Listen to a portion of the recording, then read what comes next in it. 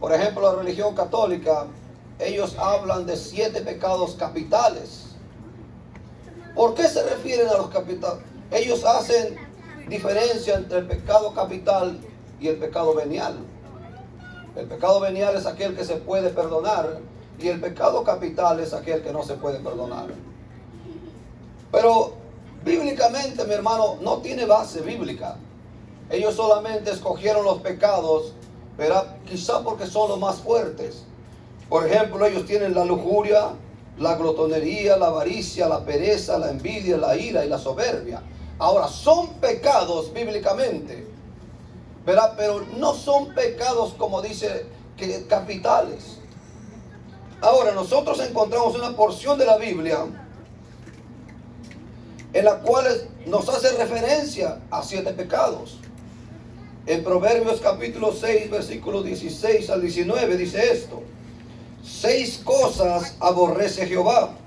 Dice, y aún 7 abomina su alma: los ojos altivos, la lengua mentirosa, las manos derramadoras de sangre inocente, el corazón que maquina pensamientos inicuos, los pies presurosos para correr al mal, el testigo falso que habla mentiras, y el que siembra discordia entre hermanos. Esos son los 7 pecados.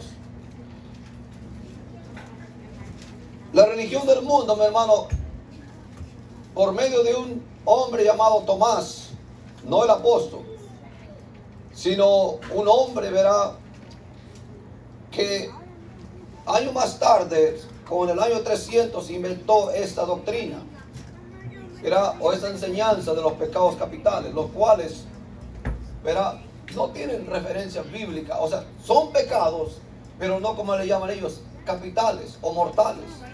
Verá, porque la Biblia dice que todo pecado le es perdonado al hombre. O sea que, mi hermano, si viene un fornicario y se arrepiente, Dios lo perdona. Si viene un asesino, Dios lo perdona. Si viene alguien que tiene una práctica de tanto comer, exceso de comida, y se arrepiente, Dios lo perdona. La avaricia es algo, mi hermano, el deseo descontrolado por tener algo.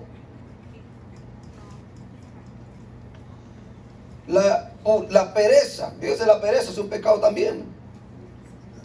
Pereza de buscar a Dios, pereza de leer la Biblia, pereza de congregarnos. La envidia. Fíjese, mi hermano, dentro de la iglesia, verá, hay envidia no solo en lo material, sino envidia también en lo que es el ministerio. Amén. Envidia, ¿por qué Dios usa más a ella que a mí? ¿Por qué Dios le da sueños a ella más y ella ni se congrega? ¿Por qué Dios hace esto con esta persona y conmigo no? O sea, hay celos, hay envidia dentro del pueblo de Dios. La ira. La ira es una parte, un derecho que nosotros como cristianos lo tenemos. La Biblia dice, airaos, pero no pequéis. Que no se ponga el sol sobre vuestras cabezas. O sea, usted tiene permiso de parte de Dios de airarse. Cuando su hijo, cuando su esposo, cuando su esposa, cuando alguien de su trabajo le ofenda. O sea, usted tiene el derecho de airarse, de enojarse, como humano que es, se va a enojar. El problema es cuando usted le levanta la mano para querer golpearlo. Airaos, pero no pequéis. Cuando usted lleva a cabo el pecado o la ira, es cuando usted, verá, se convierte en transgresor de este derecho que Dios le da. Vemos también lo que es, mi hermano, la soberbia. Bueno, la soberbia, nosotros vemos, verá, que la Biblia dice que al humilde Dios lo ve de cerca, mas al soberbio Dios lo ve de lejos. O sea, la soberbia es un pecado tremendo, pero con todo y esto, esos no son los pecados capitales. O sea, no tiene base bíblica, porque arrancamos de donde dice la Biblia que todo pecado se le es perdonado al hombre. Alabado Dios. Denle un aplauso al Señor.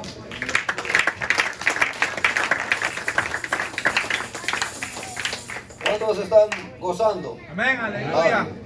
¿Cuántos me están entendiendo? Amén. Gloria a Dios. Alabado Dios. Todos cometemos pecados, mi hermano, a diferencia de que no somos practicantes del pecado.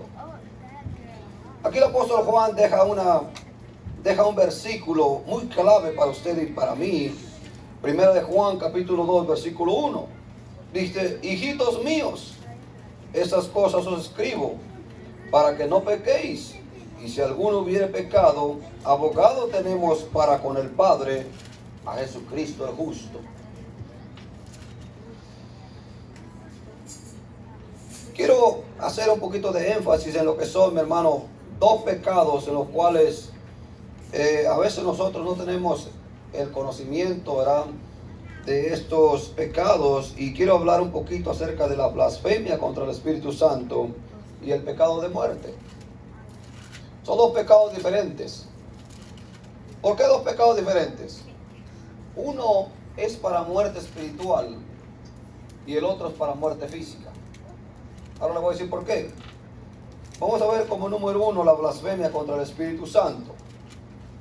El Evangelio de Mateo, capítulo 12, versículos 31 al 32, dice: por tanto os digo, todo pecado y blasfemia será perdonado a los hombres, mas la blasfemia contra el Espíritu Santo no le será perdonada. A cualquiera que dijere alguna palabra contra el Hijo del Hombre le será perdonado, pero el que hable contra el Espíritu Santo no le será perdonado, ni en este siglo, ni en el venidero. ¿Por qué los fariseos habían blasfemado contra el Espíritu Santo en esa ocasión? Bueno, sucedió que los discípulos le trajeron un joven ciego, o un hombre ciego, a Jesucristo. La Biblia dice que Jesucristo le abrió la vista al ciego. Los fariseos empezaron a murmurar inmediatamente. La razón, mi hermano, porque los fariseos blasfemaron en contra del Espíritu Santo, porque el Espíritu Santo es el que siempre hace la obra por Jesucristo. Por eso que en ocasiones, cuando nosotros oramos, o en ocasiones yo en mis oraciones, cuando estoy orando por alguien, yo digo esas palabras. Digo: Espíritu Santo, honra el sacrificio que Jesucristo hizo en la cruz del Calvario. Así le indicamos a Él, mi hermano, o le suplicamos o le pedimos, para que honre lo que Jesucristo hizo. No lo que yo hago, no lo que yo estoy pidiendo, sino lo que Jesucristo hizo en la cruz del Calvario. Él es el que siempre obra en todo lo que se hace. Entonces los fariseos, en Mateo capítulo 12, 24, dice: mas los fariseos al oírlo decían: este no echa fuera los demonios, sino por Beelzebú, príncipe de los demonios. ¿Ve? O sea que vemos nosotros aquí, mi hermano, que lo que pasó, que los fariseos le estaban atribuyendo el milagro de Jesucristo por la obra del Espíritu Santo a Satanás. Una blasfemia del cual usted y yo estoy casi seguro que lo hemos cometido. Nadie, la Biblia dice, por cuanto todos pecaron. Hemos cometido, mi hermano, hemos blasfemado con el Hijo, con el Padre y con el Espíritu Santo en un momento de su vida. Ahora, usted va a decir: hermano, ¿por qué me dice eso si dice que eso no es perdonado? Estoy seguro que usted en un punto de su vida se ha preguntado y ha dicho: hermano, yo no le he fallado, no le he blasfemado contra el Espíritu Santo. ¿Por qué? Va a decir: yo quizás vi a una persona en una ocasión que estaba, me burlé de la persona porque estaba hablando en lenguas. Me burlé de la persona porque estaba danzando. Mi hermano, eso es parte de la blasfemia también, porque eso lo hace usted, ¿verdad?, con conocimiento de que usted está ofendiendo directamente. Pero hay otras ocasiones en las cuales también aplica lo que es la blasfemia contra el Espíritu Santo. ¿Cuál es? Cuando usted y yo rechazamos a Jesucristo, esa es una forma de blasfemia. Le voy a decir por qué. Juan capítulo 16, del versículo 7 al 9, dice: pero yo os digo la verdad, os conviene que yo me vaya, porque si no me fuera, el Consolador no vendría a vosotros. Mas si me fuere, os lo enviaré. Y cuando Él venga, convencerá al mundo de pecado, de justicia y de juicio.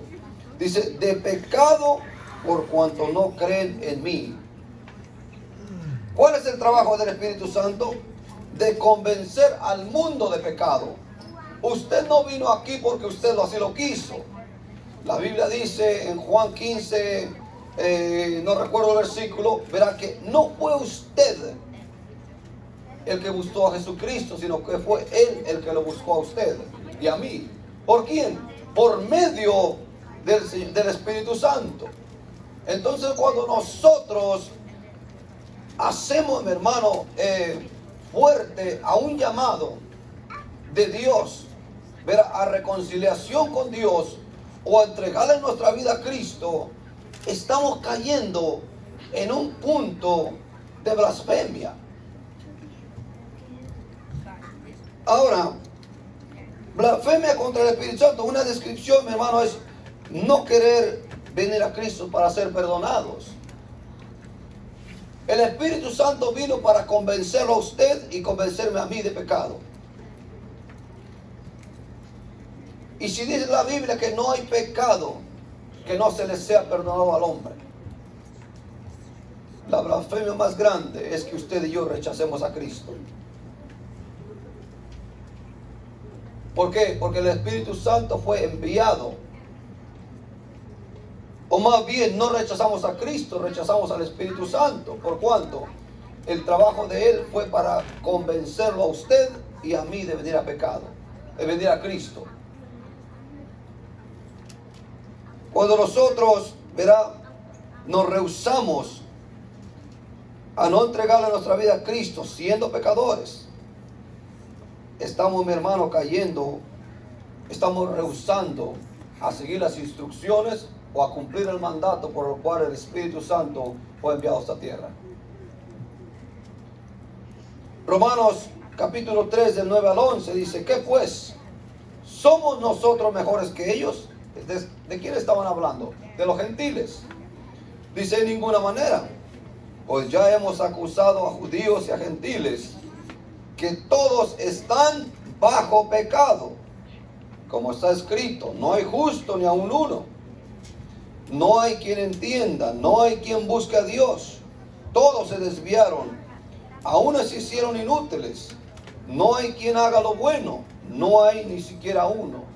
Ve, no hay ni siquiera uno, dice la Biblia.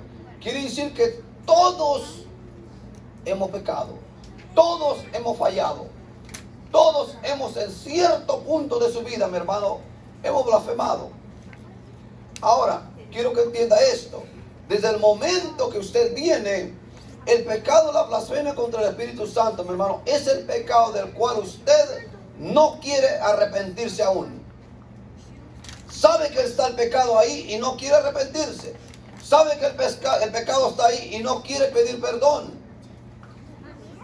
Esa es la blasfemia más grande contra el Espíritu Santo, porque el trabajo de Él es convencernos de todo pecado y venir a los caminos de Jesucristo para que entregamos nuestras faltas, nuestros errores, nuestros pecados. Pero muchos, estando dentro de unas 4 paredes como esta, o es más, estando dentro del cuerpo de Jesucristo, mi hermano, nos guardamos pecados que no los hemos confesado. Aquí nacemos mentirosos. La Biblia dice que cualquier hombre que dice que no miente o que no peca, dice, es mentiroso. Y no solamente eso, sino que hace mentiroso a Dios también.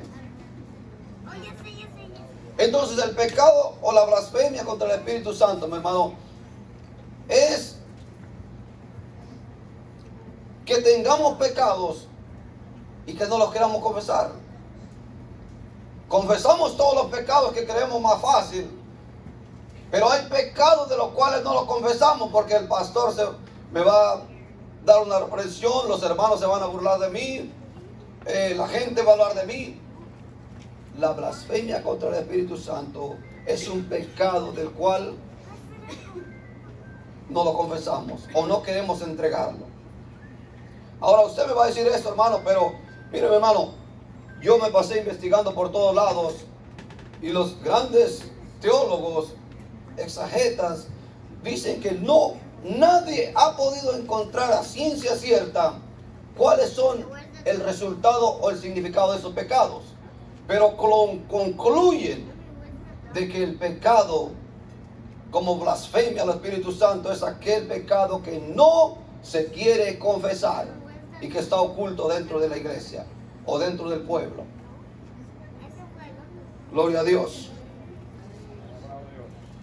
Comentario de la manera más factible, mi hermano, para saber si alguien ha blasfemado en contra del Espíritu Santo es tan fácil. Por ejemplo, si yo le pregunto a usted, si una persona viene conmigo y me dice, hermano, yo creo que yo he blasfemado contra el Espíritu Santo. Punto número 1. Si usted hubiese blasfemado contra el Espíritu Santo, usted no estuviera en ese lugar. ¿Por qué? La Biblia dice que el Espíritu Santo se contrita. En el momento que usted blasfema, ha muerto espiritualmente. El Espíritu Santo ya no está en usted. Por lo tanto, el trabajo del Espíritu Santo es que nos redarguya, que nos diga, tienes que ir a la iglesia, tienes que buscar el perdón. Y si usted pregunta, es porque está buscando una solución. Quiere decir que no está muerto espiritualmente. Quiere decir que todavía usted no ha pecado contra el Espíritu Santo o no ha blasfemado. Ahora, si yo le hago una pregunta y le digo, hermana o hermano, ¿usted desearía reconciliarse con Dios? Y si dice, sí, hermano, yo quiero reconciliarme con Dios. Esa es una pregunta que lo puede llevar a usted también y a mí a descubrir que la persona no ha blasfemado contra Dios o contra el Espíritu Santo. Porque el deseo de su corazón es todavía reconciliarse con Él. Hay pecado, mi hermano. Por ejemplo, Adán y Eva. Ellos incurrieron en el pecado espiritual o muerte espiritual y después muerte física. Pero la muerte espiritual representa la separación de Dios con el hombre. Cuando el pecado entró, Dios se separó, puso un espacio, puso una distancia entre el hombre y él. Años más tarde tuvo que venir la muerte física, ¿verdad? Gloria a Dios. Denle un aplauso al Señor, hermano. El tema del pecado es un tema muy complicado. Muy complicado, mi hermano, del cual uno se llevaría horas o días en llevar una clase completa, ¿verdad? O más explícita, pero como no hay tiempo suficiente, estamos dando solamente por encima. El segundo pecado, mis hermanos, es el pecado de muerte.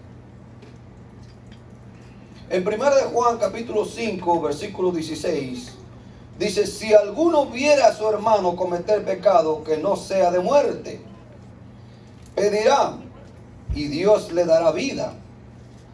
Esto es para los que cometen pecado que no sea de muerte. Dice, hay pecado de muerte por el cual yo no digo que se pida. O sea que hay pecado de muerte. Pero si nosotros, mis hermanos, escudriñamos un poquito ese versículo, dice, si alguno viere a su hermano, le está hablando dentro del cuerpo de Jesucristo. Por eso que usted y yo no le podemos llamar hermano a cualquiera. Porque mi hermano, o sea, sinceramente, su hermano es aquel que tanto, al igual que usted, ha recibido a Cristo. Evangelio de Juan 1:12 dice, y todo aquel que recibió a Jesucristo, se le dio potestad de ser llamado hijo de Dios. O sea que todos ustedes y mi persona que hemos recibido a Cristo, somos hijos de Dios. Y como hijos de Dios tenemos un Padre. Y como tenemos un solo Padre, somos hermanos. Pero aquel que no ha recibido a Cristo no es hijo de Dios. Es creación de Dios y solamente. ¿Por qué? Génesis capítulo 1 versículo 26 dice: y hagamos al hombre, y creemos al hombre, dice, a nuestra imagen y semejanza. O sea, es creación de Dios, pero todavía no ha sido parte o no ha sido hijo de Dios. Dice: si alguno viera a su hermano cometer pecado que no sea de muerte, pedirá y Dios le dará vida. Esto es para los que cometen pecado que no sea de muerte. Hay pecado de muerte, dice, por el cual yo digo que se pida. Yo no digo que se pida. Si usted se da cuenta, mi hermano, se está refiriendo a un hermano en Cristo. Pero vemos cómo en este pecado de muerte, muchas ocasiones surge nuestra pregunta o nuestra mente dice: ¿qué es el pecado de muerte? Mi hermano, primeramente, el pecado de muerte es un pecado deliberado. Un pecado con intención, un pecado con conocimiento, un pecado, algo que hacemos con el pleno conocimiento de lo que estamos haciendo. El pecado deliberado es el que se hace de forma intencional y repetitiva, usando la astucia para pecar. Dice: sobre todo cuando la persona es conocedora de la verdad y pisotea la sangre de Cristo. Ahora vamos a ver, les voy a dar unos ejemplos. En el libro de Números, en su capítulo 15, versículo 27 al 31, fíjense lo que dice la Biblia. Dice que si alguien pecare por pecado de hierro, fíjense lo que significa hierro.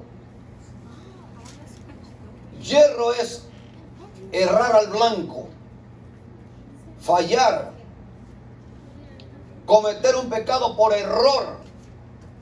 Esa es la palabra hierro. Dice: si alguien cometiera un pecado por hierro, aquí está hablando en el Viejo Testamento, el versículo 28 dice: el sacerdote hará expiación por la persona que haya pecado por hierro otra vez. Dice, hará expiación, quiere decir que hay todavía perdón. O sea, dice, cuando pecare por hierro, dice, cuando pecare por hierro delante de Jehová, la reconciliará y le será perdonado. Ve, el pecado por hierro, o sea, el pecado por error es perdonado. Dice, el nacido entre los hijos de Israel y el extranjero que habitar entre ellos, una misma ley tendréis para que él hiciere algo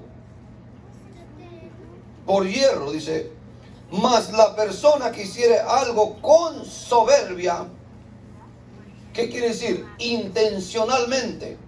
Porque usted diga, no, es que a Dios me usa más a mí que a esa persona. Yo lo voy a hacer. O es que, no, yo tengo más dinero que mi hermano.